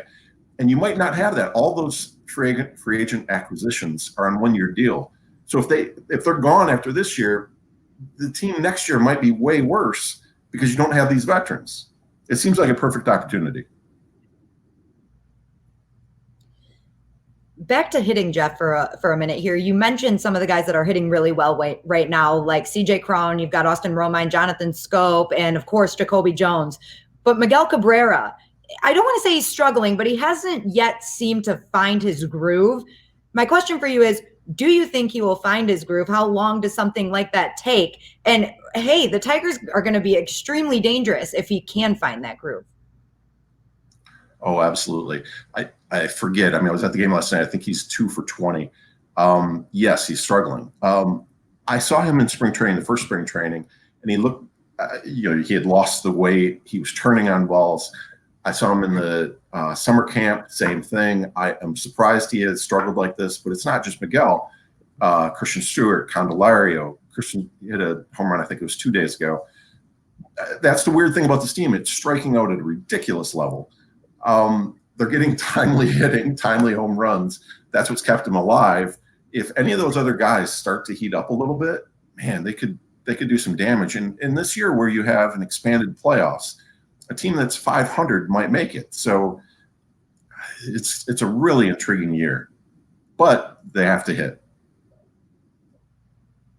Jeff, I know that the environment's different. There's no fans in there. There's piped in sound. It's weird watching a ball game with nobody there. Yet, one thing that we haven't touched upon, I was just quickly glancing up at my Tiger schedule here, and they play through the end of August 22 home games and 15 on the road. I think that is a distinct advantage for the Tigers, who are a better club at Comerica Park. And if you look at it from that aspect and the way that they've been able to hit, if Cabrera can get it together, and we know Miggy is, he's a Hall of Fame player, that eventually will come. You bring up Dan Norris, or Daniel Norris, I guess I should say. Jimenez has solidified that closer role. maybe you bring up Casey Arthur Mize, and he comes in and does his thing. I guess what I'm leading to, Jeff, in this very long question is this: my battle cry this year for the Tigers is why not the Tigers? But the way the schedule's falling for them, the way that the pitching's coming together and they're hitting for power and they play great defense. Let me ask you, Jeff Seidel, why not the Tigers? I wrote it before the season. I thought the same thing, and it's because of the additions. You've really strengthened a bunch of positions, and then you throw in some of the young kids and what that could mean over the last month. I absolutely agree with you. Now, the biggest key to me, and it's one thing you didn't mention, it's the coronavirus. I mean, look what happened to Miami. All it takes is one case to go through there, knock out 3 guys, and everything changes. But along the same lines, that can happen to other teams. Now, what I like about that, you have a Matthew Boyd who takes this incredibly seriously. He has bad asthma. You have a manager who I believe battled cancer. I believe they're really taking it seriously, and I think that could play a role in the season going forward. Well, to get a quick follow-up on that, Jeff, I believe the Philadelphia Phillies just recently, and I'm following Twitter here during the show as well, have suspended some baseball operations because one of their coaches and an employee has tested positive for COVID-19. So, yeah, unfortunately, the elephant in the room, if you will, is COVID-19. Sure. Unfortunately, that's going to have the final say. I mean, I couldn't agree with you more on that, which is too bad, especially because the way the Tigers have started. I think we're all eager for baseball. Yeah, it would be horrible to see this shut down all of a sudden, especially because there is so much excitement watching this team right now. The bullpen, and granted it's really early, but there have been so many amazing signs with that bullpen, everything from Buck Farmer to Joe Jimenez to Soto, who's coming out of the bullpen throwing gas. I mean, 100 or 99 miles an hour. It's a fascinating start. Jeff, Ivan Nova is on the mound tonight right here at Comerica Park to wrap things up with this Kansas City series. What are your predictions for tonight? What can we expect out of the Tigers? One thing I will not predict is single game, because in baseball you never know what's going to happen. I would have predicted that Matt Boyd would have come out and just heated it up last night. So I have no idea on a day-to-day basis. I'm sorry. Okay, well, let me reword it this way then. The series will wrap up tonight. What do you think we can expect to see against Cincinnati in the next series? I was in Cincinnati, and the thing about Cincinnati, watching those games, is how small that ballpark is. And I can't wait to – and there were home runs that they hit that I don't think would have been home runs in Comerica Park. It's going to be really intriguing. And again, we're a tenth of the way through this season. If they just keep stringing together series wins, oh my goodness, this could really be a fun summer.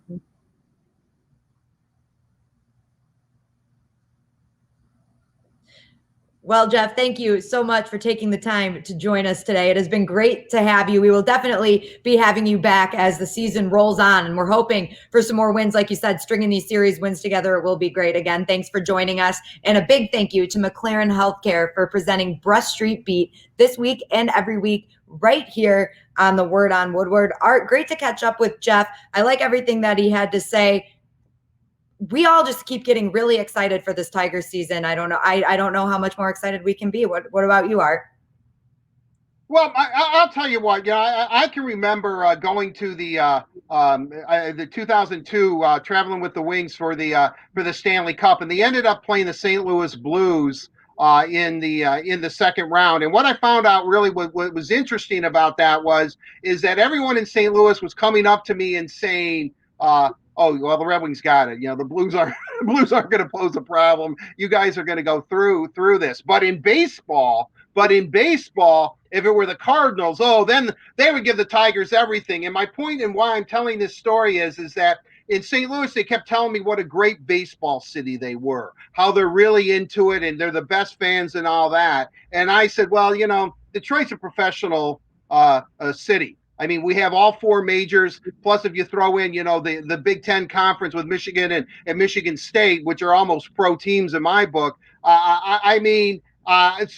I had trouble trying to convince the St. Louis fan base, who think they're great Cardinal fans and are God's gift to baseball. Detroit is a baseball city. First and foremost, Detroit is a baseball city. I love hockey. It's my favorite sport, and college football is a very close second. Sometimes they intermingle depending on who's better, Michigan or the Red Wings. But with that said, but baseball is Detroit's game. Detroit is one of the best baseball cities in America. You look at the iconic players. The greatest player of all time, Ty Cobb, was a Detroit Tiger. You put it that way. The last pitcher to win 30 games in the major leagues, which is probably never going to happen again, is Denny McLain, 31-6. So I guess my point being is that all you need is to be just a little bit competitive, just a smidgen of being competitive, and they're going to fill, when they can, Comerica Park. Detroit loves the Tigers. Detroit's a baseball city, and I think we're proving that right now. I think that look on Twitter and all that. Everyone's engaged right now with the Tigers. The Tigers are the talk of the city, and rightly so, because some guys are coming up, and then they're looking at, oh my gosh, Jacoby Jones, living up to his potential. This Scope and this Crone guy, where wow, Al Avila, maybe he does know what he's doing. To the cynics out there. How can you not be excited? How can you not be happy? How can you not be optimistic? Now, certainly, and as Jeff pointed out, this is a 60-game schedule. As optimistic as we are, catch me a week from now, and I might be saying, geez, I didn't see that coming. Okay, but that's part of sports. That's what makes sports great. We just don't know. We just don't know how it's going to actually play out in the end, but you've got to be encouraged by this start. I think the Tigers are only going to get better. I think they're a better team than they were last year, significantly better. When you throw all that mix in, again, until they prove me otherwise, why not the Tigers? Why not the Tigers? And going back to Jeff about this mindset that he was talking about, we saw that with Matt Boyd. We're tired of getting our teeth kicked in. Last year we might have lost 114 games, but we were in every game. We were competitive. We didn't hang our heads. We went out there and performed. Well, now you put in a much better club on the field this year with that kind of mindset, with a bit of a chip on their shoulder. Whoa, why not the Tigers, Daniela? Why not the Tigers? You got CeCe Jimenez in there and in the bullpen, George Farmer setting it up in the 8th inning. The starting pitching, I think, is going to come around. Boyd's going to get it together. Maybe Mize comes up sometime this season. Daniel Norris, I think, is going to contribute. There's a lot to like. There's a lot to like about this Tiger team. But granted, the AL Central, there's some good teams in that division. So, I'm going to try to temper it. But two things I want you to remember. Why not the Tigers? And Detroit is definitely a baseball city, and I think we're seeing it right now just by the response that the Tigers have generated in this community in the first 6 games of the year. Art, I love when you get amped up. That's my favorite thing. That was great. So if anybody wasn't excited before, Art just ramped up for us there, you're definitely excited now. Make sure you guys are tuning in to the Tigers game tonight. They wrap up the series with Kansas City starting at 7:10 tomorrow. We've got Cincinnati back in town to start the series with them, the second series of the season. Right now, we're going to get to the headliner with Art, and he sat down with Johnny Kane. Thank you, Daniela. It is time for the headliner presented by Miller Lite. Let's bring in Fox Sports. I call him a man of all seasons, really. Johnny Kane joins us. Johnny, thanks for joining us on the headliner. Really appreciate your time. Yeah, you betcha, man. I appreciate it very much. Okay, I want to go back to the beginnings of young Johnny Kane. You grew up in Ohio, right? I don't know how fans know much of your background, but you grew up in Ohio. Were you a Detroit fan growing up in Ohio, or were you more, geared towards Cleveland or Cincinnati or whomever? Yeah, no, good question. Usually when first people hear that I'm from Ohio, the first thing they want to know is if I'm a Buckeyes fan. So we usually get off on one foot or the other. I'll just say that I went to Ohio University, although I always thought I was going to go to Ohio State. That being said, I grew up. I did grow up a Detroit sports fan. I grew up on, like, I had a Joe Dumars poster on my wall, Isaiah Thomas, listened to Harwell when I was out, cruising around in the small towns of Ohio. It's a very small town. It's actually a village of Delta. So it's like 2,500 people when I was there, and it's 100 miles from where I live now in Royal Oak back home. So Detroit was our biggest city beyond Toledo. So I did grow up a Detroit sports fan. Were you a rebel in your house? I mean, did you become a Michigan fan with your brother and your dad being Buckeyes? No, sorry. I mean, I can't go there. But do you ever mention Michigan? Can you mention Michigan in your house? Yeah. No, I will say this. My great uncle, I have a picture on my wall in the other room. He was an All-American at Michigan. And so Bob Chappius. And this was, eons ago. But anyhow, we always loved, we respect the school. I love being on campus in Ann Arbor. I just don't root for the football team. That's it. Wait a second. Bob Chappius is your uncle? Great uncle, yep. He's one of the greatest football players in Michigan history, and he's a war hero. I mean, this guy, he is like, next to Tom Harmon, he's one of the greatest Wolverines ever. Thank you for saying that. Honestly, in fact, the photograph that I have is it's an action shot, black and white, but it has his years, and there was the time off during the war. So he had 2 stints at Michigan, obviously, with the war interrupting it. So I'm glad you said that. I actually told Coach Harbaugh about that when I first had a chance to meet him, and he was up to speed on the history as well. Because, your uncle's teams were in my dad's wheelhouse, and so my dad loved Bob Chappius. I've heard about Bob Chappius my whole life. I mean, really. So that's interesting. Hey, man, that's cool. That's really, really cool. Happy, man. I want to look into that, because if that's part of the lore, I'll have to get a hold of my mom a little bit later today and see if that rings true. Yeah, there's some sort of story that he was captured, and when he was released, because they, obviously confiscate all their stuff, that he that the only thing he wanted was his, I don't know, because usually when you're a senior you get your M ring, but he wanted, it was some sort of artifact from the University of Michigan that's the only thing he wanted. So I love that. I love it. I'm going to believe it. I'm going to believe it until I hear otherwise. Well, you know what? I'll double check on that next time I see you or something. I'll let you know. Okay, let's get in. Let's get into you're a great reporter, but I call you like a man for all seasons, because not only do you ask the tough questions and you're there in the pre and post games and hosting shows, but you have this other side to you that is kind of a human interest feature type of reporter, which I think everybody that does the hardcore nuts and bolts likes to do. But you go to NASA. I mean, how does that happen? You screw around with the mascots all the time. God only knows how much food you've eaten over the years. I mean, can you talk about that genesis of your career? I mean, you're going to NASA. I mean, did you get sick? Did they put you in some sort of high-speed motion thing, or? I was in some stuff. I was in some astronaut training stuff, but I think they scaled it back when they knew I was coming, once they took a look at me. I'll say this. I give a ton of credit to our producers, because it's not as if we're reinventing the wheel. There are great reporters in every market where when you have that type of access, sometimes, and especially being a team partner like we are, we're able to do some things that maybe not everybody would get the opportunity to do. So, like with the NASA stuff, that was, producer had reached out. He said, "Hey, what do you think about doing this?" And we go to Houston. I said, "Absolutely." And then, the food thing kind of took on a life of its own. We scaled that back a little bit. But my whole thing is, it's like, how you're not going to appeal to everybody, sort of like if you get into politics as well.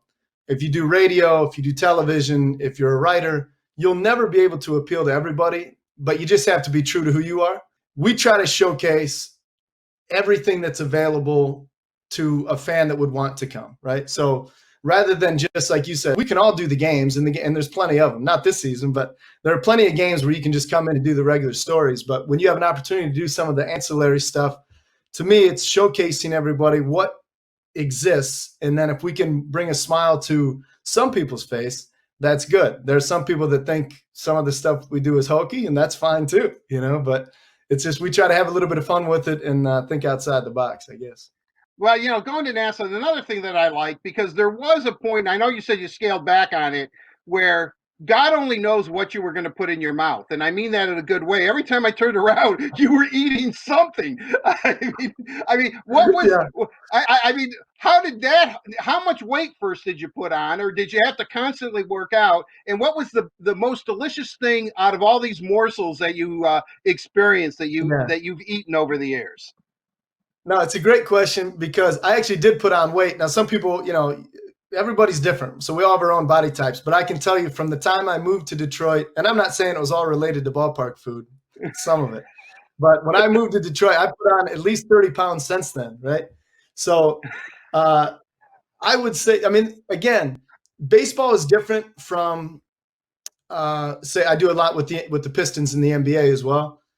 And I used to do a little bit with the Wings and a little bit with the Lions, but not saying they don't have unique foods at those places, but with baseball, it almost seems as every team or every stadium has, right, some type of signature outlandish, right? That's just kind of a baseball thing. That's a ballpark thing. So that was what we had tried to do. It was, define, what's unique here. Like when we were in Arlington, I guess, to play the Rangers, they had that boomstick, which is, a hot dog that was 3 feet long and it weighed, however many pounds, and it's filled with cheese and chili and peppers and all that. That thing, it really was. It was as big around as a broomstick. I had to have 2 other fans that helped me try to attack it, But I remember one time we were in Baltimore, and I think I tried. It wasn't that unique of a dish, but it was like something like a crab stuffed hot dog. But it was 1,000 degrees, and let's just say it didn't settle well. You know what I mean? It just didn't settle well. You and I are on the same wavelength today, Johnny, because maybe it has a lot to do with Bob Champions. But the thing that I was thinking, you're eating pretty heavy food. Let's be honest here. I mean, this is definitely stuff that is delicious, probably pretty tough to go down at times. And you're in a ballpark and it's like 1,000 degrees. I mean, have you ever gotten sick? I haven't gotten sick, but there are times when I knew not to finish the dish. You know what I'm saying? Like, oh yeah, man. I do. If you're in the 3rd inning and you've got 6 more innings plus post-game interviews to do, sometimes you just know when to tap out. Well, you do a great job. And I do obviously want to get into sports a little bit, but the Tigers have started off really, really well. Your early impressions of this club? Here's the thing. Somebody asked me the other day, somebody was walking past my place and I was out working in my garage, and somebody said, are the Tigers really that bad? And this is after they lost their first game to Kansas City earlier this week. And I said, well, no, and then of course they won last night. I mean, they're above 500 here. I said, no, they're not that bad. I said, they had an off night. The thing about this whole deal is my impressions are favorable in that a lot of fans are clamoring to see the young players. Totally justified. That's what fans want. Now, there are some other young players they would like to see rushed up and through, and that's, again, that's just the way that it goes. But when it's a 60-game sprint, the objective always has been and always will be win 2 out of 3, right? Win the series. And they've done that once. They have a great opportunity to do it again this week against Kansas City. And then you turn your sights on St. Louis and Cincy again. Like, you just have to be pretty good for pretty long.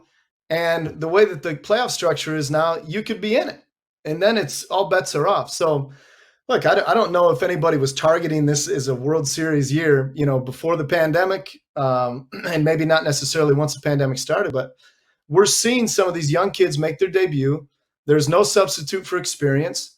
If the pressure really is off, and what I mean by that is if you aren't expected to win, if ownership, let's say, says, hey, we understand we're a young nucleus, we're building towards something. If your expectations aren't, hey, we have to win every night, and, we're paying you gobs of money, go out there and win every night, you can go out and just play. And that's what I think we're seeing is guys that are going out and playing, competing hard. Gardy has a way with kids, you know what I mean, how to keep a clubhouse light. And look, you got to have good pitching like you do any season. And it seems to be that they have that. And once they stretch out Fulmer and you get Norris healthy and all that other stuff, and got Boyd at the top. I mean, I'm not just saying this because I covered the team, but they really could be in it. You know, they could be there. They could be there at the end. Now, can we make great judgment after 5 games? Not necessarily, but that's all we have to evaluate. And through 5 games, I would say we won more than we've lost. That's a good start. 60-game schedule, anything can happen. And I really think that if there's going to be a year where a team comes out of nowhere and surprises anybody, or if, quote unquote, the best team doesn't win the championship, why not? Sure. My battle cry is, why not the Tigers? Why not? Exactly. Why not? Honestly, there are a lot of people that were talking about how good Cincinnati is. And again, it's one series and we'll see them, plenty more. But, Cincinnati has some pop in its lineup that we didn't necessarily see recently. And now the Tigers do. The experiment last year just didn't work due to injuries with, having Josh Harrison. We never really got to see what he was capable of doing. Right. But now you're talking with Jonathan Scope and CJ Crone. Hello. Like, I've watched those guys in the last couple of years, and people are seeing now what CJ can do. And obviously Jonathan hit his first homer yesterday. It's like, you have legit power hitters. Jacoby Jones, it's a young kid, man. Jacoby's now showing that, and we'll see, but it looks like he's looks much more disciplined at the plate. Jacoby's showing some power. Kristen Stewart looks much more reserved at the plate. I mean, you have some power, and to your point, that's the way baseball has been trending. And so we didn't have power numbers last year. Now, like you said, if the ball can leave the ballpark, okay, strikeout numbers are high. Some people may not like this brand of baseball where it's, it's high risk, high reward.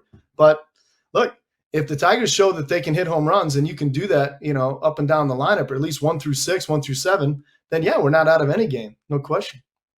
Tigers have some pieces. They're not the same team that lost 114 games last year. No question. And I think, and we talked about Matthew Boyd being at the top of it there. He gave up some home runs last year. We know that. But Boyd, he's going to be prepared when he comes to work every day. He's going to put the work in. Same with Dino and Buck. You mentioned, hey, Joe Jimenez has 3 saves already. You got to remember, this kid's 25 years old. So, everybody's talking about some of these young guys we want to see. Obviously, Casey being, at the top of the list. But we saw Kyle Funkhauser make his debut. Bo Burrows, these kids are going to be good. Brian Garcia or Ronnie Garcia looks good. You're right.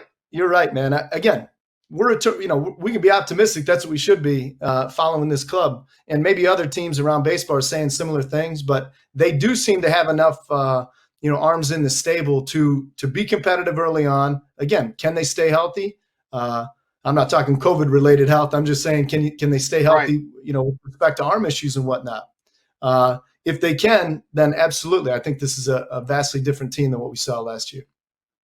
I'll tell you what, Johnny, if the Tigers do make some noise this year, hopefully you and I will get rings, because I think we've really pumped them up. So I think if they're listening right now, they got a couple of believers, my hands are empty right now. Come on, Tigers, come through. Let's do it, man. I'm in. It sounds great. Johnny, we could go on. We'll have to have you back. Any nephew of Bob Chappius is a friend of mine, so I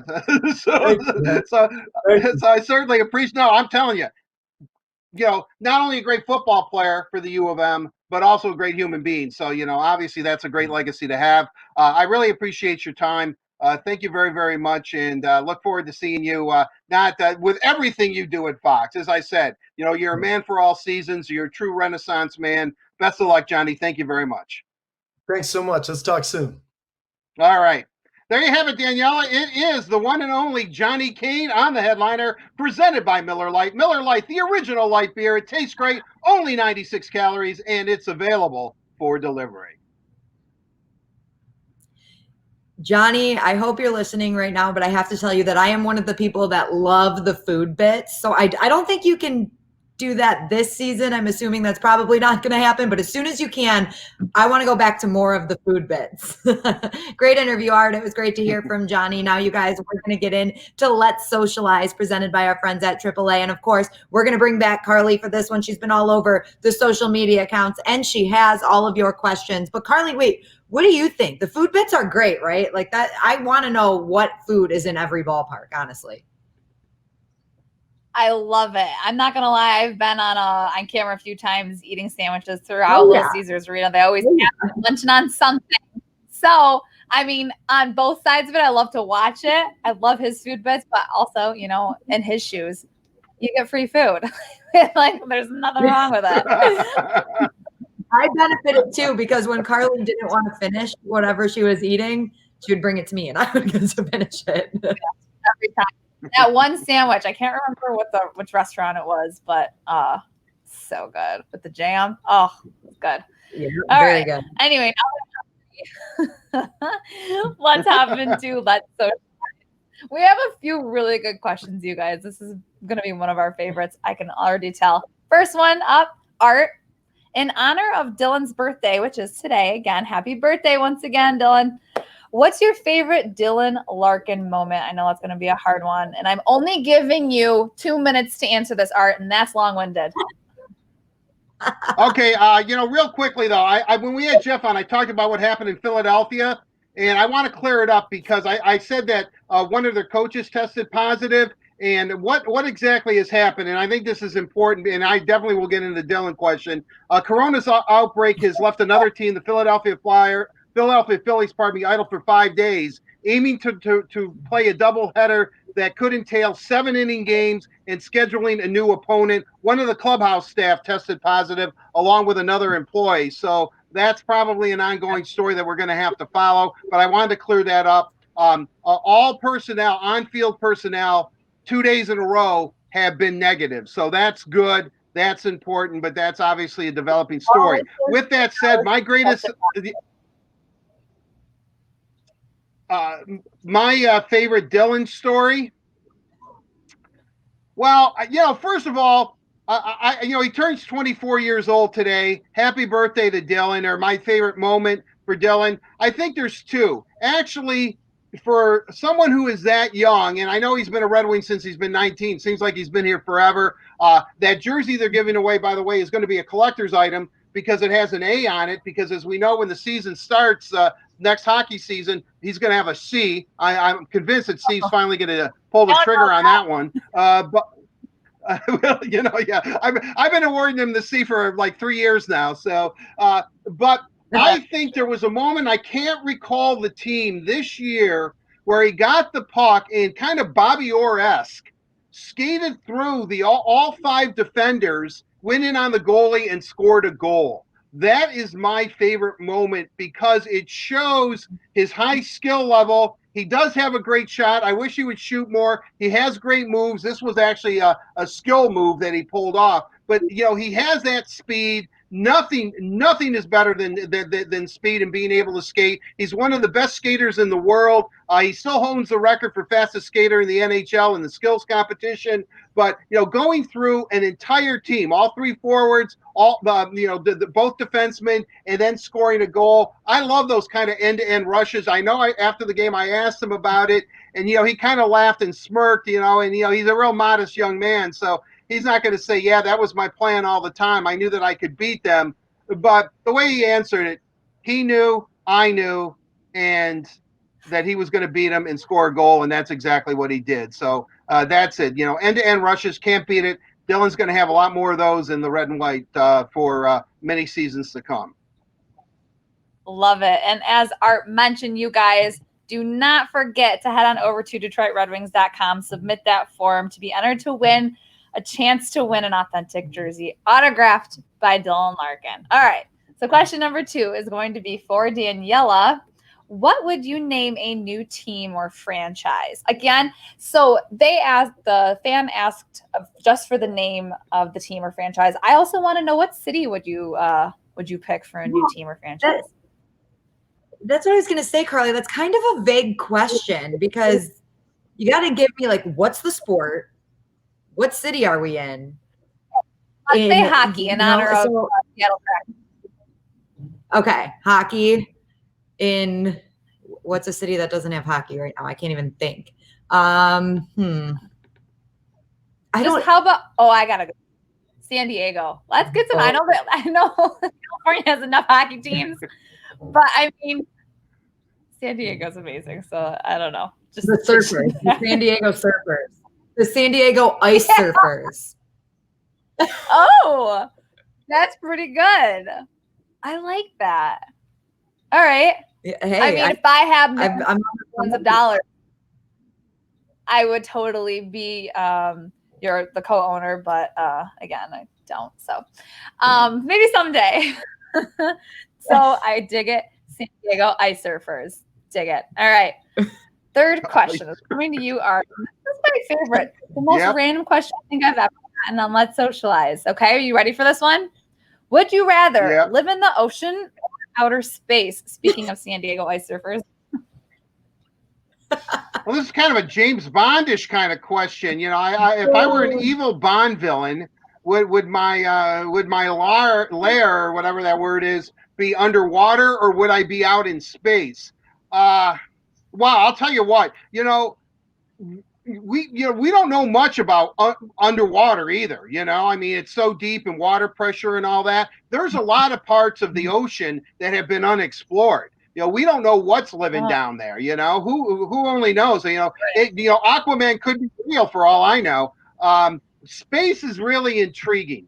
I just think that even though you're underwater and you're still on Earth, that would be kind of a cool place. It's really dark down there. The pressure, I'm a pretty good swimmer, but I would think I would rather be out in space, in outer space. I mean, I've been accused of being spacey most of my life, but I would like to see Earth from that perspective.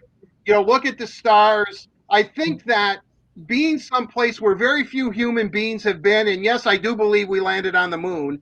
I think that would be something very, very unique. So I'm going to go outer space.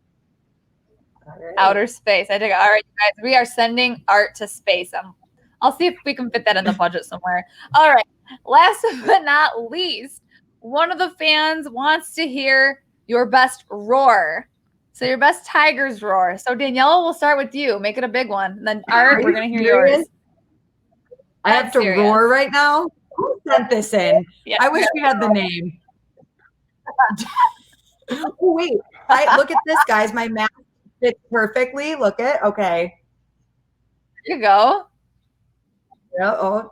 I'm messing this up. This is good. This is great. Art, I hope you're not practicing. That's cheating. Okay, ready? Here I go.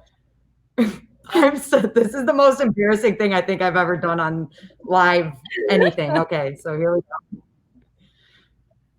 Roar! Oh my God. Yeah, you know what, Daniela? Do it. That was not very good. Do it without the mask. Do it without the mask. I mean, no, because a roar. Part of a roar is not only the sound, but you want to show your teeth. You know, you're trying to say to this potential predator or whatever, hey, you know, show your teeth. You know, you got to show you. Yeah, they're like that. And then the sound. I mean, that was menacing. You put on that. You put on your mask. I mean, I'm thinking to myself, is that really a mask, or well, you know, what's in she take a pair of her shorts and cut it up? I mean, what's going on here? So that looked good. You want me to roar? Okay. Yes, Art. You know, I have a lot of excited. I have a lot of cats, so I know that first of all, you get a little tense because you're ready and you're starting to get mean. And you're starting to flare up. You're like. It's like, come near me. Don't come near me. Don't come near me, or I'm about to pounce on you. You better start running. And then you just sit there. You're going, and then you go, ah! Ah! That's a roar. I think you just blew the speakers on my laptop. You know, one time years ago, they had me. Going out of my eyes. I'm not sure if I'm scared or.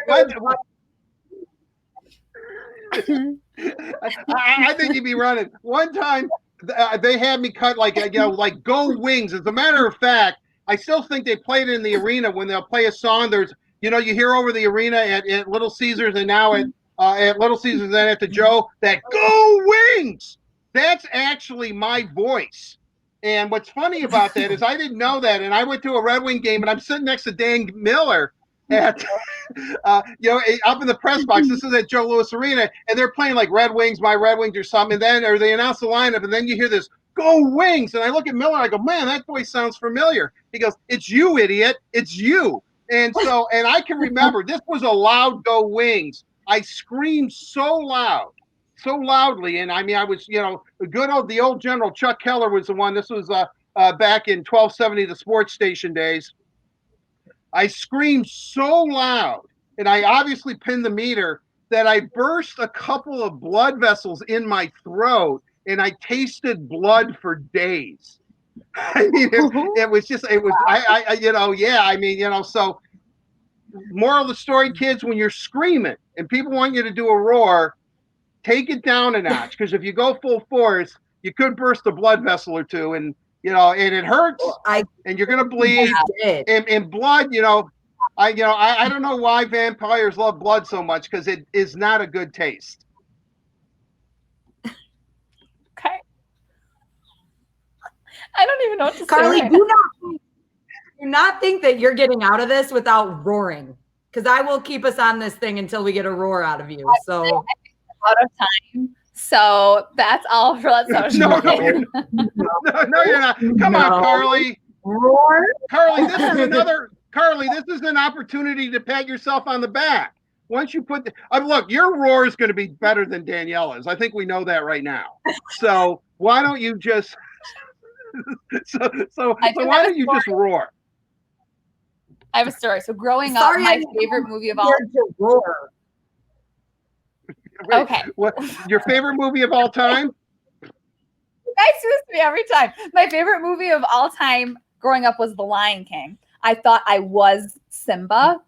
So instead of talking, I would roar at people. And it wasn't just like rawr, it was like really like from within, kind of scary. So let's see if I can do it again. I think it's so embarrassing. I don't know why I started this. Okay. Rawr. I can't. Mine was good, Art. Compared to Carly's, mine was good this time. Well, you know what? I almost have to give it to you, Daniela. Let me ask you, what do you two think a roar is? Roar. You might as well just say the word roar. I mean, this is an emotion. I mean, you got to well it up. It's got to come from deep inside. You got to pour it all out of your heart and soul. I mean, when an animal is roaring, it means business. It means business. And so, I think you've got homework for this weekend, both of you. Honestly, on Tuesday, you're gonna have to. Oh yeah, well, but you are on camera, and so on Tuesday's show, we're gonna have a re-roar where both of you are gonna have to roar again. My roar. Yes, no, you have to. You owe it to the Tigers. You need to roar again. I don't know where it started. Okay. All right. Well, that was lovely. Let's end on that note. We will. Thank you, Carly. Thank you to Let's Socialize for presenting. I'm sorry, for AAA for presenting Let's Socialize. Sorry, I'm thinking about my roars right now. I'm getting all the words mixed up. AAA says thank you with free roadside assistance for first responders and healthcare workers fighting to defeat COVID-19. You protect us by going to work every day. Let AAA protect you on the way there and back. Art, speaking of roars, the Tigers will hopefully be roaring their way to another victory tonight as they wrap up the series with the Kansas City Royals. That game starts at 7:10 tonight. You can watch it on Fox Sports Detroit, or you can tune in to 97.1 The Ticket and listen to Dan Dickerson. I guess during this one, I'll be practicing my roar. I don't really know. I don't know how this came about. I don't know who asked that question, but I am going to be practicing my roar. Yes. Well, yeah. Now in hindsight, your roar wasn't that bad, except you had a mask on, an alleged mask. I'll say that your How is this alleged? This is a mask. Just honest to God, you didn't go into your underwear drawer and just cut something up today. I mean, that's because that's a weird mask. Underwear. Because of you, I only wear red underwear, and we didn't even get the fit. Well, So. I'm never far away from my red underwear. Throw that out. It's been washed. One more thing to remind you guys of before we close out the show for today. There is a blood drive being held at Little Caesars Arena this Tuesday, August 4th from 10 a.m. to 8 p.m. You do have to make an appointment, so visit redcrossblood.org and enter the sponsor code LCA313. Again, that is this coming Tuesday, August 4th from 10 a.m. to 8 p.m. Visit redcrossblood.org to schedule your time. Thank you guys so much for tuning in to the Word on Woodward today. Remember, we are here every Tuesday and Thursday. Like, subscribe, turn on your live notifications, and you won't miss a single second of the Word on Woodward. Again, thank you for tuning in. Go Tigers, and we will see you guys next Tuesday.